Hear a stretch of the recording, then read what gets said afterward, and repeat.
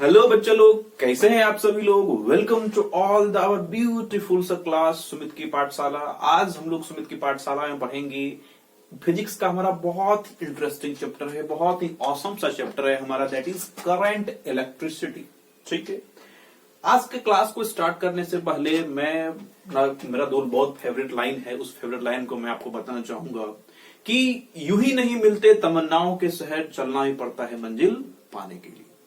यानी आपको कुछ अचीव करना है लाइफ में, तो आपको लाइफ में अचीव करने के लिए आपको स्लोली प्रयास करना पड़ेगा। ठीक है, आपको अपना आशियाना बसाने के लिए आपको बहुत मेहनत करना पड़ेगा, धीरे धीरे करके। इसलिए कहा जाता है कि यूं ही नहीं मिलते तमन्नाओं के शहर, चलना ही पड़ता है मंजिल पाने के लिए। ठीक है, इसी कोट के साथ हम अपना क्लास स्टार्ट करते हैं, दैट इज करंट इलेक्ट्रिसिटी।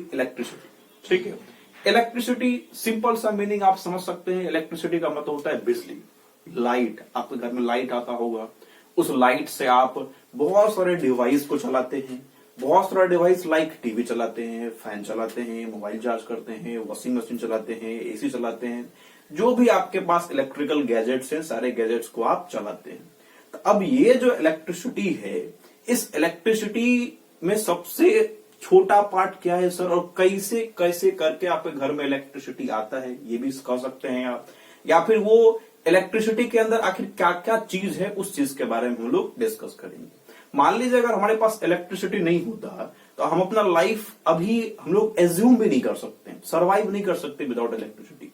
मान लीजिए इलेक्ट्रिसिटी नहीं होता, आपको कहीं जाना हो, इलेक्ट्रिसिटी नहीं होता तो आप ट्रेन की कल्पना नहीं कर सकते हैं, एरोप्लेन की कल्पना नहीं कर सकते हैं। ठीक है, आप फोन चार्ज नहीं कर सकते। यानी आपके पास जो भी सुविधाएं हैं, विदाउट इलेक्ट्रिसिटी उसको आप यूज नहीं कर पाएंगे।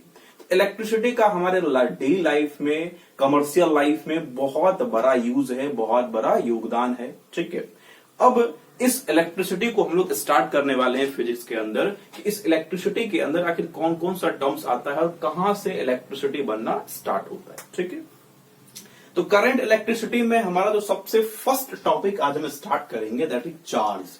What is charge? तो आप लोग 9th क्लास में एक टॉपिक पढ़े थे, मैटर। मैटर के बारे में बताया गया था आपको कि मैटर आपका एक ऐसा मटेरियल है जिसके अंदर मास हो और वॉल्यूम।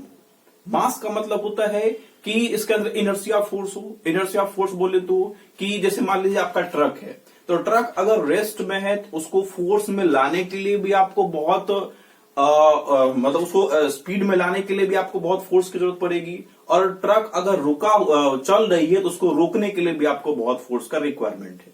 यानी क्यों है सर? क्योंकि उसके अंदर मास है। और वॉल्यूम का मतलब होता है कि वो जगह छेकता है। तो मैटर मतलब क्या? इसके अंदर मास हो और इसके अंदर वॉल्यूम हो, मतलब जो जगह छेके उसको हम लोग मैटर कहते हैं। लेकिन उसके अंदर आपको एक और टर्म्स जोड़ना पड़ेगा मैटर के लिए कि यदि मैटर के अंदर मास और वॉल्यूम तो होना ही चाहिए, साथ ही साथ मैटर के अंदर चार्ज भी होना चाहिए। ठीक है, जैसे मान लीजिए हमारा ये पेन है, इसमें आप करते होंगे क्या, कैसे घिसते होंगे और जो छोटा छोटा पेज का टुकड़ा, कॉपी का टुकड़ा, पन्ने का टुकड़ा आप लेते होंगे सामने, तो उसको अपनी तरफ वो अट्रैक्ट करता है। क्यों? क्योंकि इसमें चार्ज आ गया है। ठीक है, तो मैटर का सिंपल सा मीनिंग क्या है कि इसमें मास हो, वॉल्यूम हो और साथ ही साथ चार्ज हो। अब बात आती है sir, what is charge? Charge किसको बोलेंगे? तो चार्ज के बारे में कहता है कि charge is the property of matter. Charge क्या है सर? किसी मैटर का एक प्रॉपर्टी है जिसकी वजह से वो अदर मैटर को, अदर मटेरियल को अपनी तरफ अट्रैक्ट करता है या रिपेल करता है। अट्रैक्ट का मतलब होता है कि अपनी तरफ वो खींच सकता है, और रिपेल का मतलब होता है कि अपने से वो दूर भगा सकता है। ठीक है, तो चार्ज क्या हो गया सर? एक मैटर का प्रॉपर्टी हो गया। याद रखिएगा, चार्ज एक प्रॉपर्टी है, किसी मैटर क्या है? एक प्रॉपर्टी।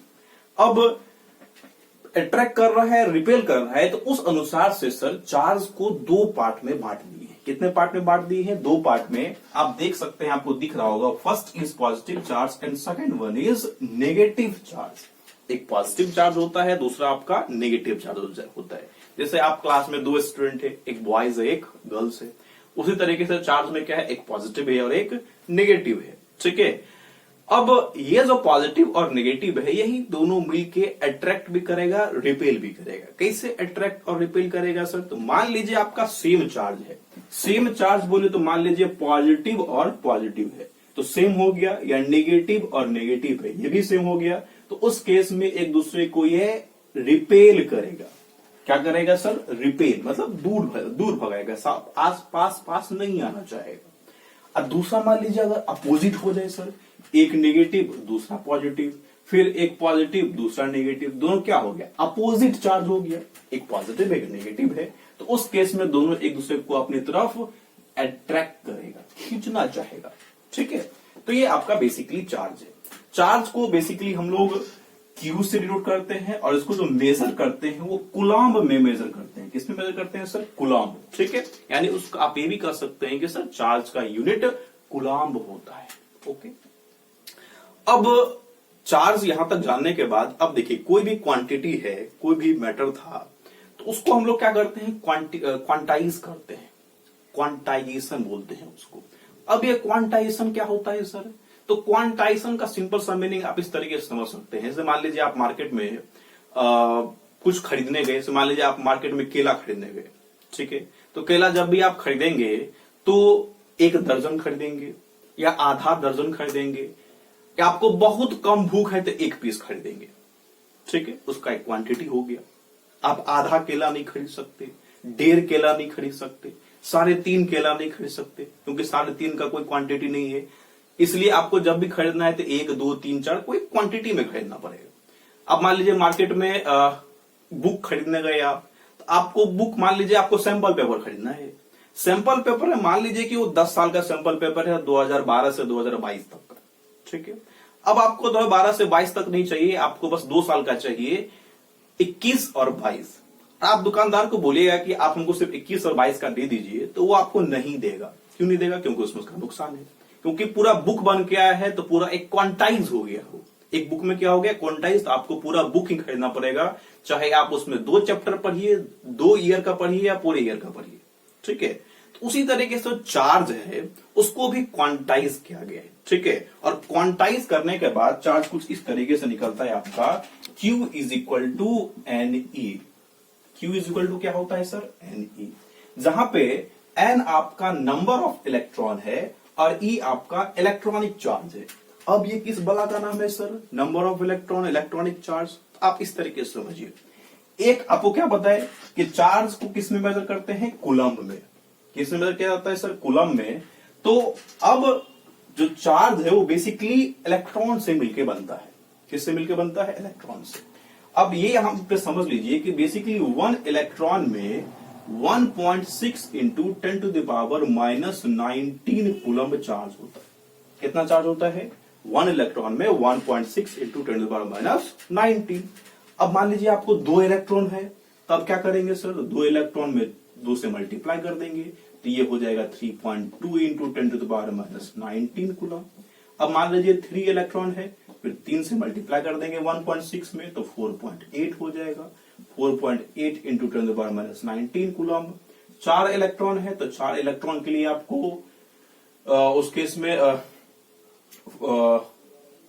6.4 into 10⁻19 coulomb. ठीक है, इस तरीके से आपको 5, 6, 7, 8, 9, 10, 11, 12। अब 1 इलेक्ट्रॉन में इतना चार्ज, 2 इलेक्ट्रॉन में इतना चार्ज, 3 इलेक्ट्रॉन में इतना चार्ज, 4 इलेक्ट्रॉन में इतना चार्ज, यानी इतना चार्ज है। 1.6 इंटू 10⁻19 कूलम्ब चार्ज है, फिर 3.2 इंटू 10⁻19 कूलम्ब चार्ज है। ठीक है, फिर 4.8 इंटू -19 कूलम्ब चार्ज है। यहाँ पे क्या देखिए, ये पूरा 1 कूलम्ब चार्ज हो गया, ये 2 कूलम्ब चार्ज हो गया, ये 3 कूलम्ब चार्ज हो गया, ये 4 कूलम्ब चार्ज हो गया।